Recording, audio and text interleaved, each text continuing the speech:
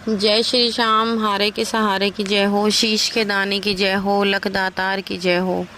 दोस्तों, उम्मीद करती हूँ श्याम बाबा की कृपा से, श्याम बाबा के आशीर्वाद से आप और आपका परिवार कुशल मंगल होगा और श्याम बाबा की कृपा हमेशा अपने भक्तों पर ऐसे ही बनी रहे।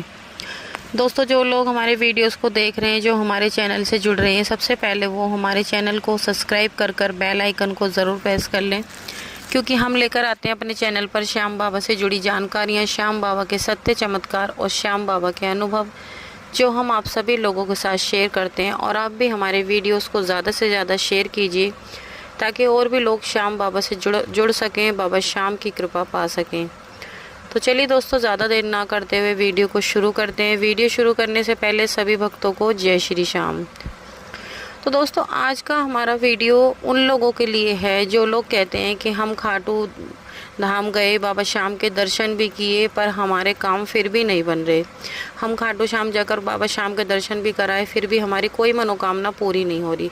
क्योंकि मेरे को बहुत लोग ऐसे मिलते हैं जो कहते हैं कि भाई हमारी तो श्याम बाबा सुनते ही नहीं है, पता नहीं दूसरों के कैसे सुन लेते हैं। हम तो कई बार दर्शन भी करी आए, पर हमारी तो श्याम बाबा सुनते ही नहीं।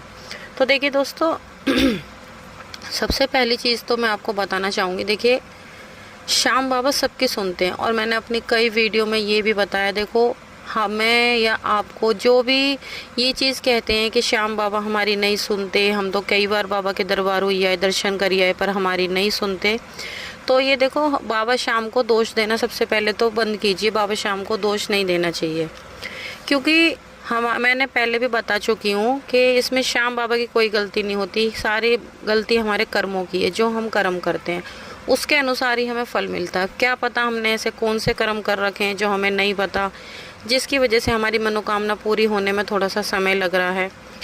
ऐसा नहीं है, देखिए, क्योंकि जब बाबा श्याम के दरबार जाते हैं मनोकामना तो ज़रूर पूरी होती है, 100% पूरी होती है। पर होता क्या है कि थोड़ी सी देरी हो जाती है हमारे कर्मों की वजह से, क्योंकि हमारे कर्म कुछ इतने कठोर होते हैं जो कटने में थोड़ा समय लगता है, जिसकी वजह से हमारी मनोकामना पूरी होने में थोड़ा सा वक्त लग जाता है।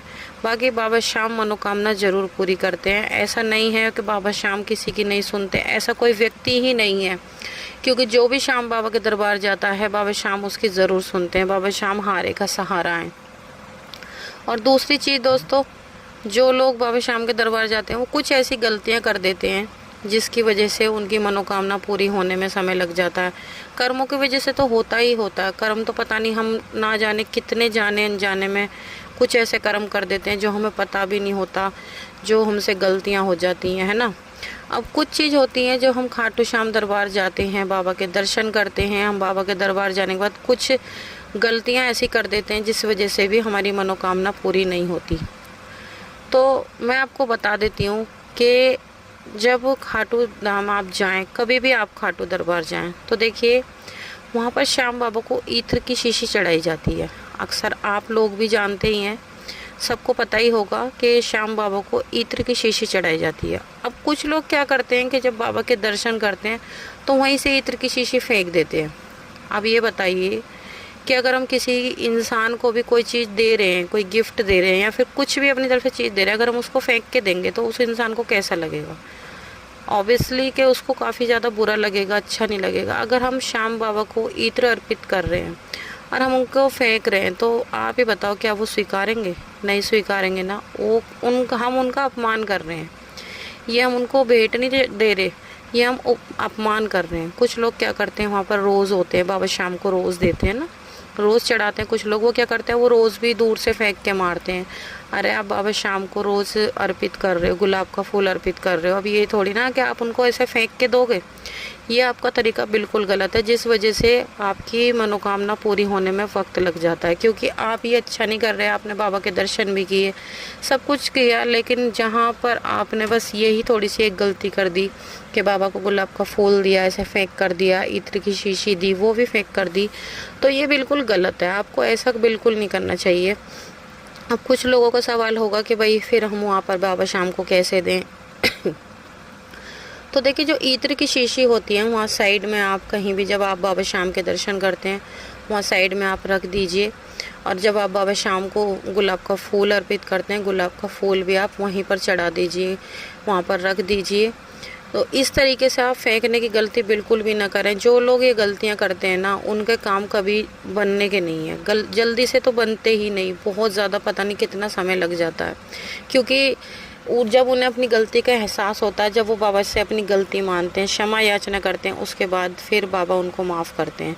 क्योंकि देखो ये चीज़ गलत है। आप खुद सोच के देखो, आप बाबा शाम को जो चीज़ अर्पित कर रहे हो, आप उसे फेंक कर अर्पित कर रहे हो। भगवान है हमारे, तो बाबा शाम फिर कैसे आपकी अर्जी स्वीकार करेंगे? देखिए वो हमारे भगवान हैं, हमारे इष्ट हैं।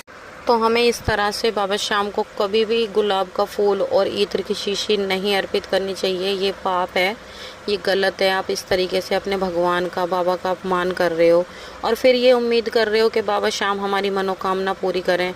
देखिए अगर हम किसी इंसान को, किसी अपने को भी अगर कोई चीज़ मतलब उस इंसान का किसी का अपमान कर रहे हैं, जिससे हमें किसी चीज़ की वो एक्सपेक्ट करते हैं, हम चाहते हैं कि वो सामने वाला बंदा हमारे लिए कुछ करे और हम साथ ही साथ उसकी इंसल्ट कर रहे हैं, बेइज्जती कर रहे हैं, तो क्या वो हमारे लिए कुछ करेगा? नहीं करेगा ना।